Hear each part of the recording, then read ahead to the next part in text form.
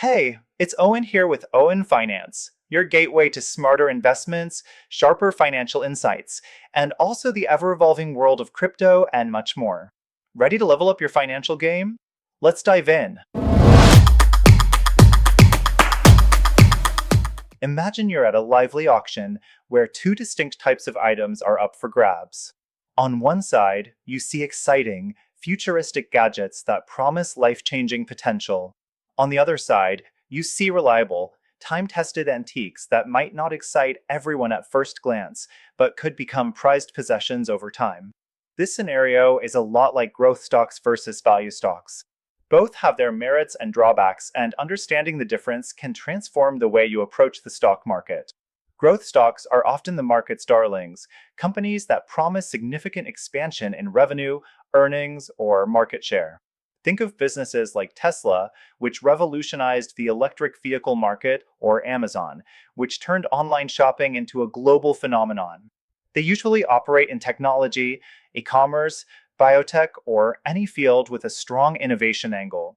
Investors flock to these companies because they believe today's smaller profits, or even losses, will evolve into tomorrow's enormous payouts.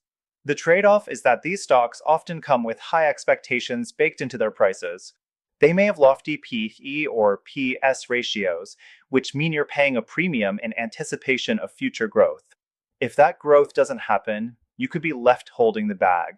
Value stocks, on the other hand, are more like the comfort food of the investing world. They're typically found in sectors such as utilities, financials, consumer staples, or industrials, companies like Coca-Cola, which has been around forever and still sells a product almost everyone knows, or Bank of America, which is a mainstay of the financial sector. These stocks trade at prices that might seem low relative to their fundamentals. Maybe their P/E ratio is way below the market average, or they have a strong dividend yield, but no one's shouting their name from the rooftops. Value investors buy these companies in the hope that the market is missing something and that eventually the stock price will catch up to the true worth. The biggest risk? Sometimes they're cheap for a reason, and no amount of waiting will resurrect a dying business. That's what we call a value trap. The metrics we use to identify growth stocks often revolve around future potential and revenue expansion. People get excited about top-line growth.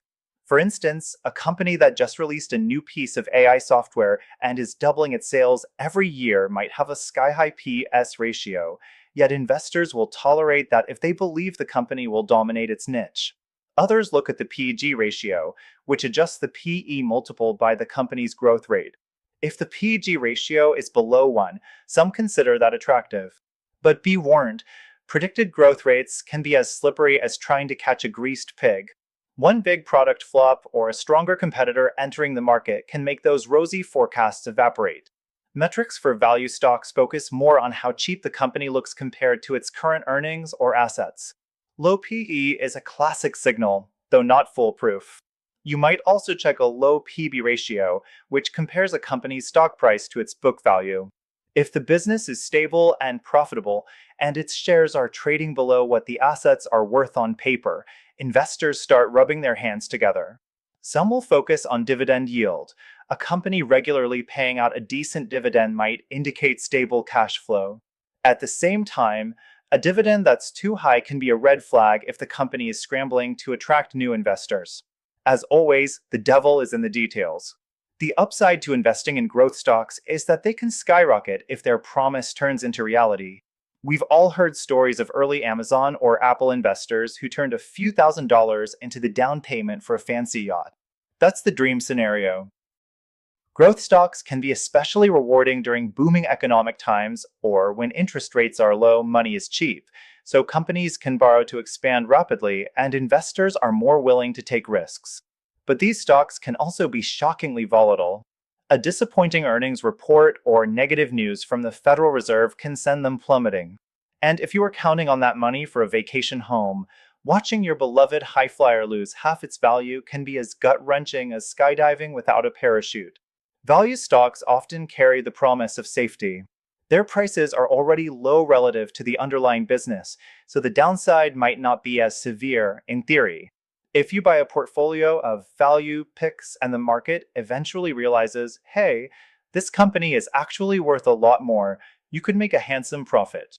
Meanwhile, you might be collecting dividends along the way, which can cushion your returns during market downturns. However, the big catch is that you might wait a very long time for the market to recognize the stock's value, if it ever does. Some folks call this strategy boring, but for many conservative or income oriented investors, that's not necessarily a bad thing. Of course, there's always a chance that the seemingly undervalued stock stays undervalued.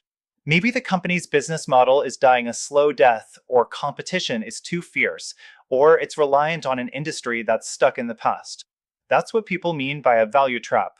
You see a low PE and think you're buying a hidden gem, only to realize you just purchased shares in a sinking ship. It's the stock market's version of someone selling you a Rolex at a pawn shop price. Sometimes it might be a real steal, but other times you're stuck with a knockoff that never ticks right. So, how do you actually go about finding these growth or value gems? One method is to use stock screening tools that filter companies based on specific metrics. For growth, you might search for revenue growth above a certain percentage or a high return on equity.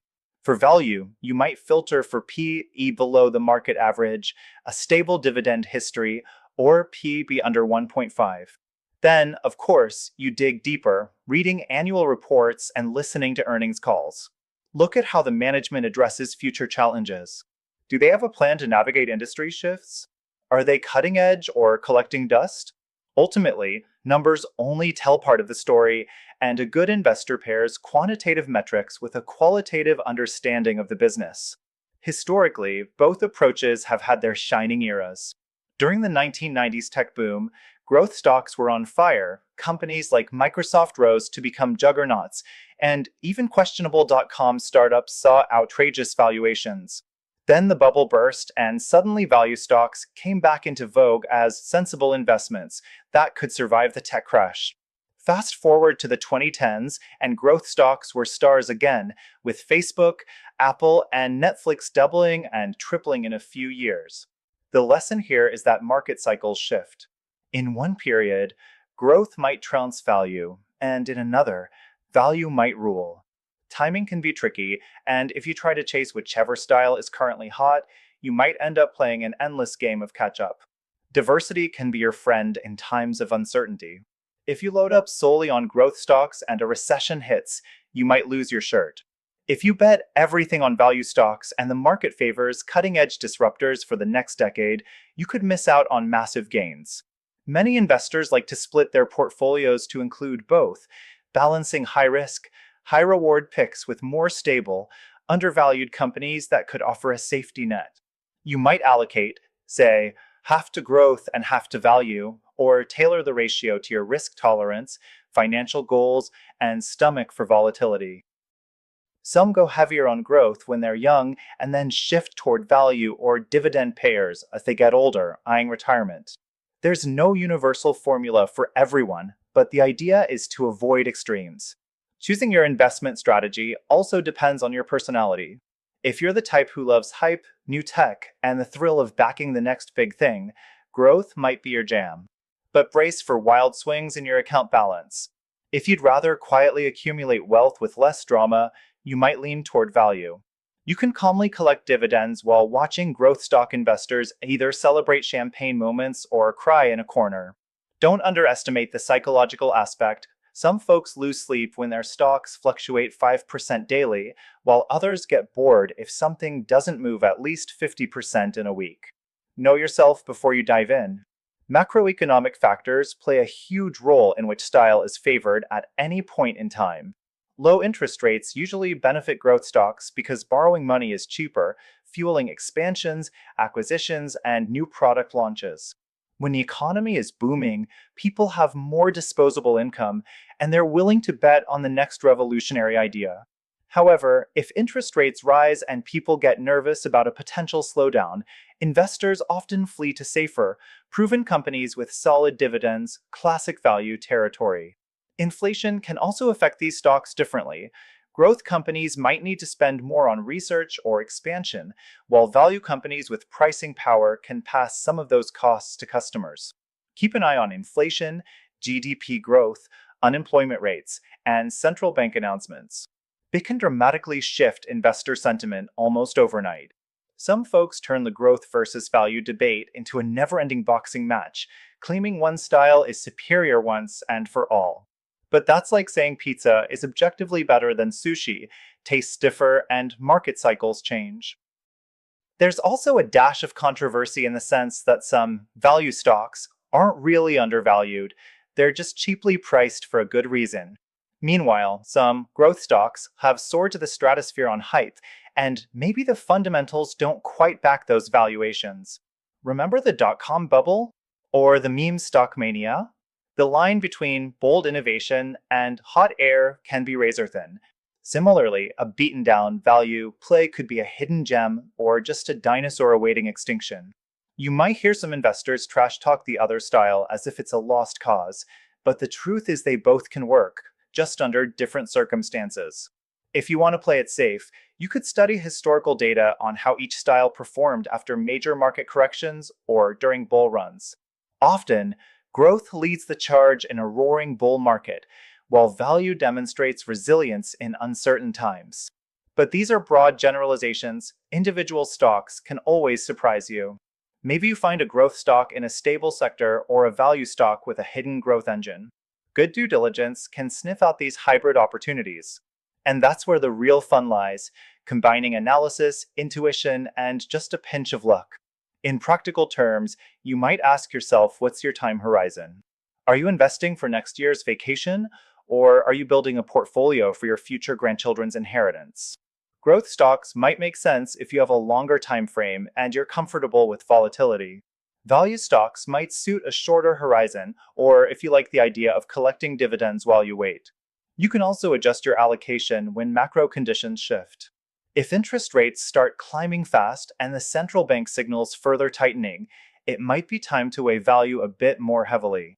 If the economy is roaring and innovation is unstoppable, maybe tilt toward growth. The point is, be flexible and adapt to the market environment. Keep in mind that the very definitions of growth and value can evolve.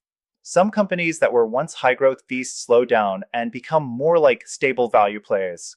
Apple, for instance, used to be the epitome of a growth stock, but today it's arguably transitioning into a more stable, dividend-paying behemoth that some might even label as value in certain contexts, though many would debate that classification. Meanwhile, a traditional value stock can adopt new technology and transform into a surprising growth story. Don't get locked into rigid categories. Look at each company's fundamentals, future prospects, and valuation on a case-by-case basis. In summary, understanding growth and value stocks is about recognizing that the stock market isn't just one big monolith. It's a collection of companies at different life stages, with different valuations, operating in ever-shifting industries and economic climates. If you love excitement and are willing to take bigger risks, you might favor growth picks like cutting-edge biotech firms or disruptive e-commerce platforms. If you prefer stability, dividends, and the chance to buy a business at a discount to its intrinsic worth, you might lean toward the tried-and-true approach of value investing. Neither approach is better in a one-size-fits-all sense, no matter how heated the online debates can get. Ultimately, it's about finding a strategy that aligns with your goals, your risk tolerance, and your personal view of where the world is heading next. Thank you for watching. If you liked the video, don't forget to give a like and subscribe to support us. If you are interested in our premium content, please also visit our Patreon. You can find the link in the description. Thank you and take care of yourself and your finances.